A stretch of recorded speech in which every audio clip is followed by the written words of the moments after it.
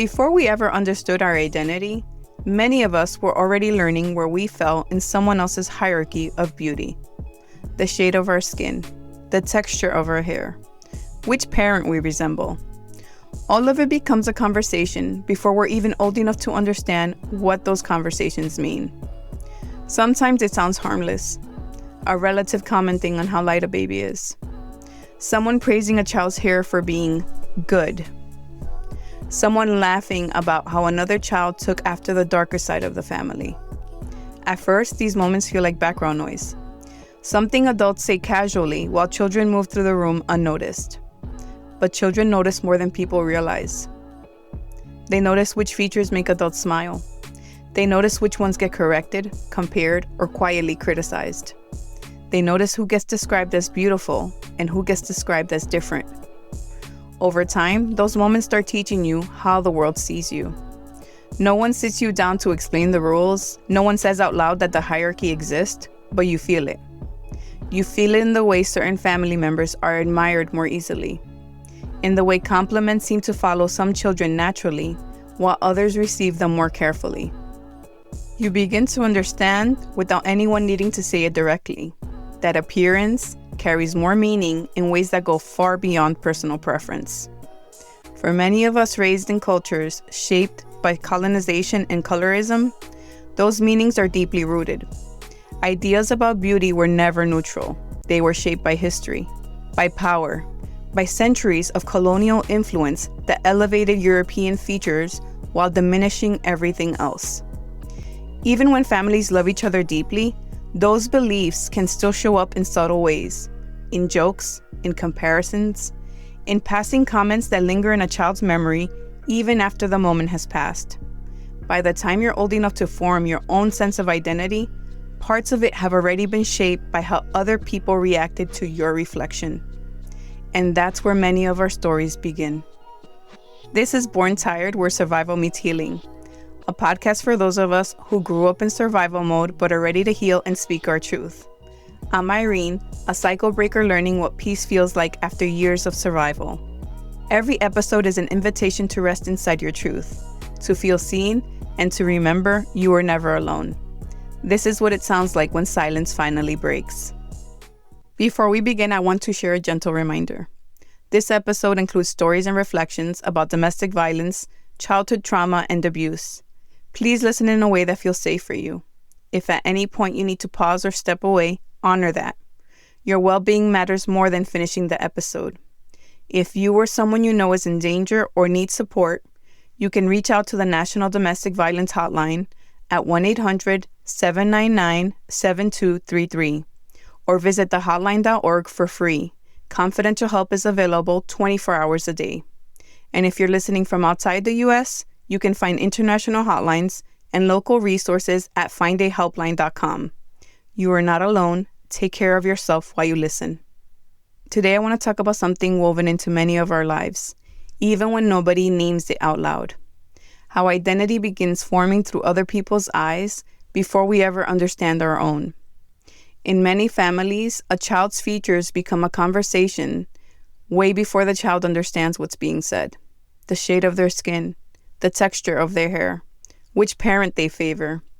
All of it becomes a story about where you belong, a story about what parts of you get admired and what parts of you get quietly criticized. There's an unspoken script that many of us absorbed growing up, that beauty tilts towards Europe, that lighter skin holds more value, that straighter hair is more refined, that proximity to whiteness is something to be proud of. Worth becomes measured against standards we never agreed to, and children grow up trying to understand themselves inside a system they never chose. Because colorism doesn't always appear as open hostility. Often it shows up through familiarity, through things that feel normal, through comments people repeat without questioning where those ideas came from. And over time, those messages shape how we see ourselves. They shape how we interpret our reflection. They shape what we believe is acceptable, desirable, or even worthy of praise. Which means healing from colorism often requires something many families were never taught to do: naming it. Recognizing that the beliefs we inherited about beauty were never neutral. They were built within systems that rewarded proximity to whiteness. Understanding that history can be uncomfortable, but it can also open the door to something important, the ability to see ourselves and each other more clearly. And once you begin to see it, you can't unsee it. Because colorism wasn't just something I noticed in culture. It was something that shaped my own childhood and the way I saw myself. When I was growing up, my relationship with my appearance wasn't something I discovered on my own. It was something shaped for me. Shaped through comments, comparison, and jokes that weren't really jokes. Beauty wasn't just personal preference.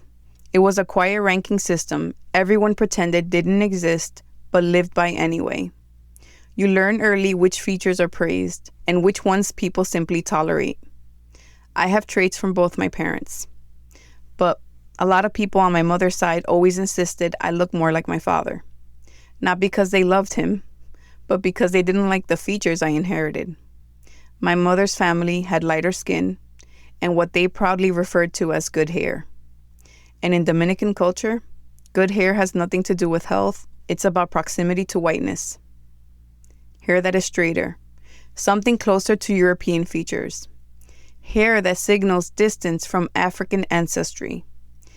Hair that signals proximity to a beauty standard that colonialism taught people to admire. When people say pelo bueno, good hair, they aren't talking about the hair itself.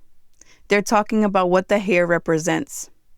And when you grow up hearing that language around you, you start to understand what features are celebrated and which ones people wish were different. I'll never forget the day one of my uncles looked at me. He had a look of disappointment mixed with disgust. And he said, "The only thing you have from our side of the family is your hair. Thank God for that." As if my face, my skin, my features were defects. As if the only part worth keeping was the one that reminded him of himself. When you're a child, you don't always have the language to understand moments like that. You just feel them.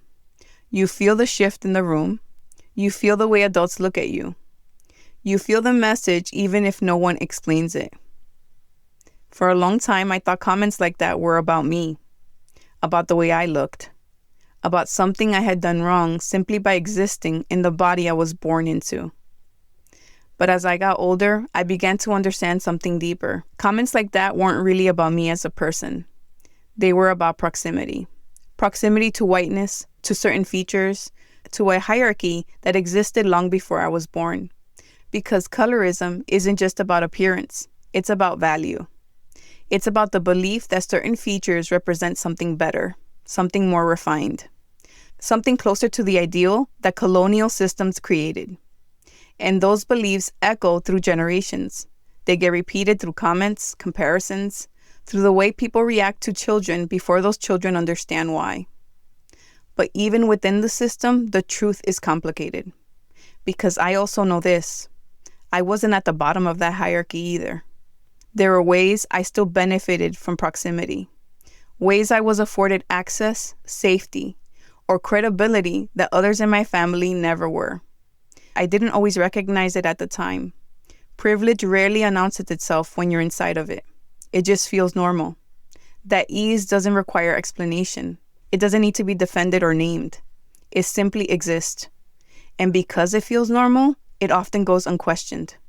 That quiet normalization is part of how colorism survives. It doesn't just create wounds for the people pushed to the margins. It also creates blind spots for the people who benefit from the system without realizing the latter exists. And that's part of what makes these conversations difficult. Because healing requires honesty. It requires acknowledging both the harm we experience and the ways systems sometimes worked in our favor. Both can exist at the same time. And understanding that complexity is part of breaking the cycle. But the beliefs shaping my family didn't come from nowhere. They were part of a much larger history. A history that began well before any of us were born.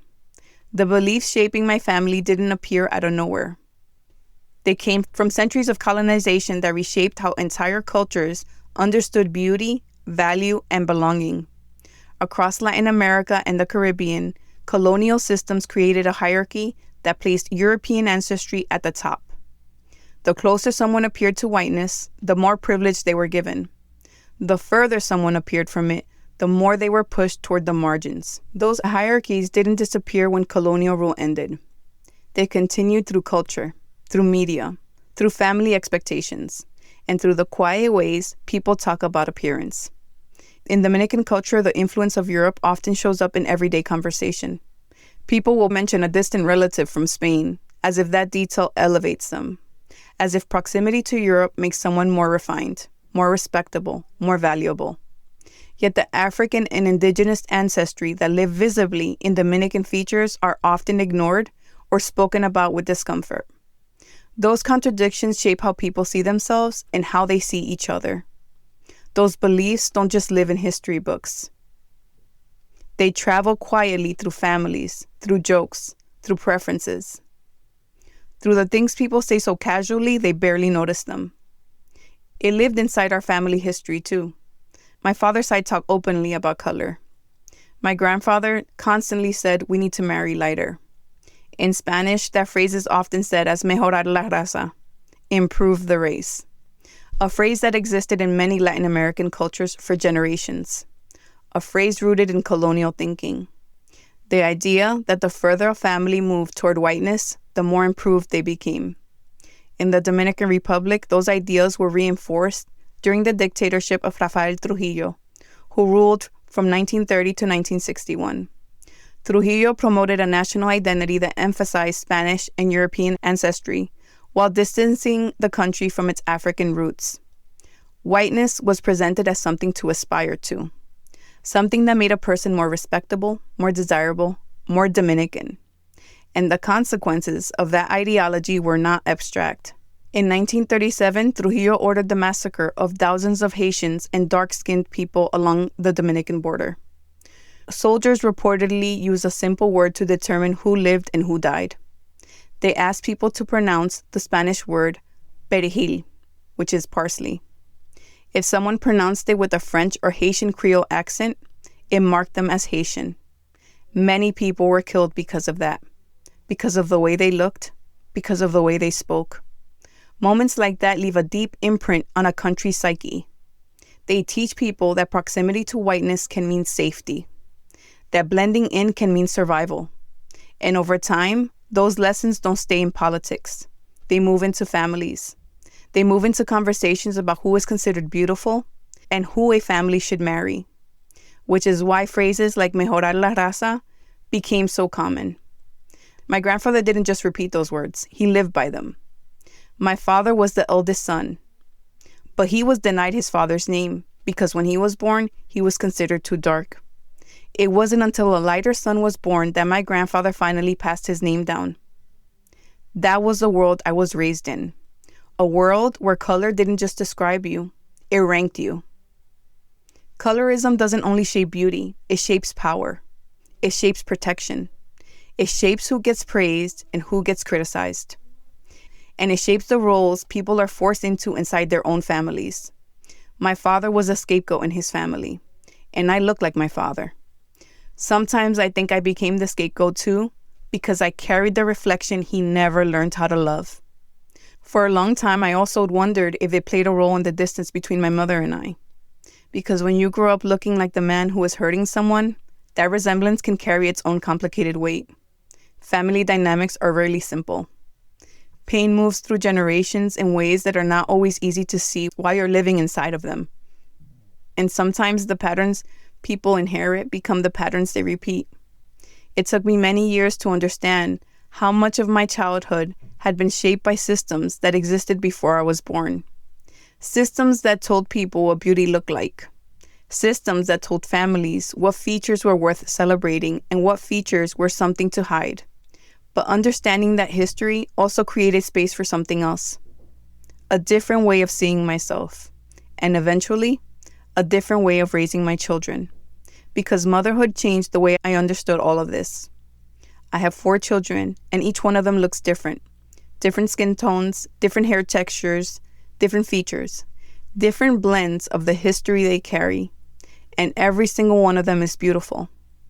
It has always been deeply important to me that my children grow up loving their reflections, loving their skin, their hair, loving the way they look without comparison, without apology, without inheriting wounds that were never theirs to carry. I want them to grow up knowing their worth is not determined by how close they fall to whiteness. I want them to understand that who they are is intentional, sacred, and enough.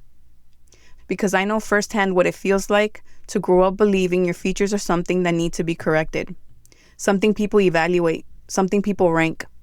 And that cycle ends with me. It ends with the way I speak about beauty in my home. It ends with the way my children see themselves when they look in the mirror. It ends with the understanding that their worth was never meant to be measured against someone else's standard. When you revisit these memories with adult eyes, something shifts. You start recognizing that the standards you internalized were never about you.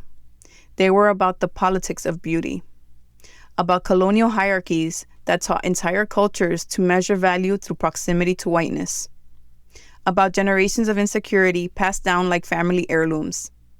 Growing up, you don't question any of it. It just feels normal. You don't wonder why adults feel comfortable evaluating a child's skin tone. You don't question why hair textures get labeled. You don't ask why belonging sometimes feels like something you have to earn. You simply learn to read the room. You learn which parts of yourself are praised, which parts of yourself are safer to hide. You learn how to survive inside expectations that were never designed with your wholeness in mind.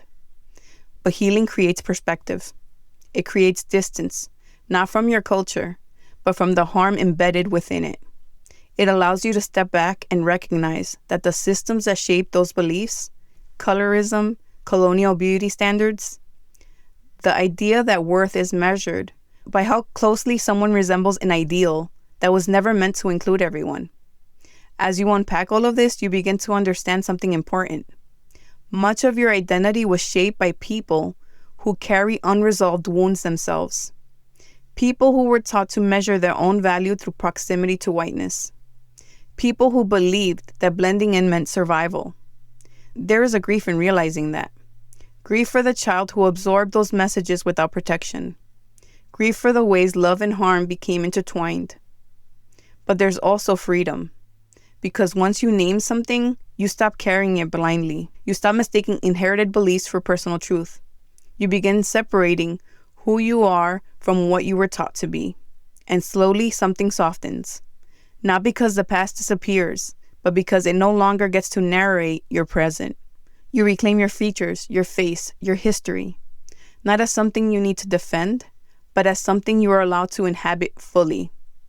Identity is not something assigned by other people's comfort. It's something you reclaim over time, through awareness, through honesty, through the courage to see yourself clearly in a world that once tried to define you before you had the language to define yourself. As I sit with everything we've explored, I keep returning to the same realization. Healing is really about coming home to yourself, to the parts you hid, the parts that were misunderstood, the parts you were never allowed to fully claim. So many of us grew up being observed more than we were understood. People commented, compared, evaluated, but rarely asked how it made us feel. No one questioned the impact of being told what category you fit into, or what features were considered acceptable. Growing up in that environment, you learn to shrink yourself, to adjust to other people's comfort, to manage expectations before you learn how to listen to your own voice. But as you heal, you begin to see that much of that pressure came from generations who never learned how to fully love themselves. People who survived their own wounds and passed their fears down as truth. And when you recognize that, something changes. You realize their words were never a reflection of your worth. They were reflections of what they had been taught to value. There is power in deciding those values are not yours. In looking at your features, your history, your culture, and claiming it all without needing permission. Choosing pride where there used to be apology. Clarity where there was confusion. Softness where there was shame. And when you do that, the way you move through the world changes. Your voice steadies, your body relaxes. You stop chasing validation. You stop explaining your identity. You stop shrinking to keep other people comfortable. Because your story is bigger than the comments you heard. Bigger than the comparisons. Bigger than the projections. Your story is about reclaiming what was overlooked, honoring what was silenced, and giving yourself the dignity others didn't know how to give you. These conversations aren't easy. They ask us to revisit parts of our story shaped by family, culture, and silence. They ask us to sit with discomfort long enough to notice what it brings up instead of rushing to push it away. So if something shifted in you while you were listening to this episode, if a memory surfaced, if a realization landed, if a part of you softened even slightly, honor that. That is healing too. What matters is that you showed up, that you stayed present with yourself, that you allowed yourself to hear something you may have carried alone for years. This space was created for moments like that, for reflection without pressure, for naming experiences without needing to fix them immediately, for letting understanding arrive at its own pace, for the truths we hold quietly, for the questions about identity that don't have simple answers, and for the parts of us still learning how to trust our own voice. If this episode resonated with you, please share it with someone who might need it, and take a moment to leave a review wherever you listen. Your review helps more people find the podcast and reminds others they're not alone. Don't forget to subscribe or follow the show so you never miss an episode. You can also join me on Substack, where I share weekly reflections and gentle reminders to help you feel less alone on your healing journey. You'll find the link in the show notes. If you'd like to connect beyond the podcast, you can find me on Instagram at Born Tired Podcast. I'd love to hear what resonated with you. And if you'd like to support the podcast, there's a link there to buy me a coffee. Thank you for being here, for listening with an open heart. Most of all, remember this. Your story matters. Your voice matters. You are not alone.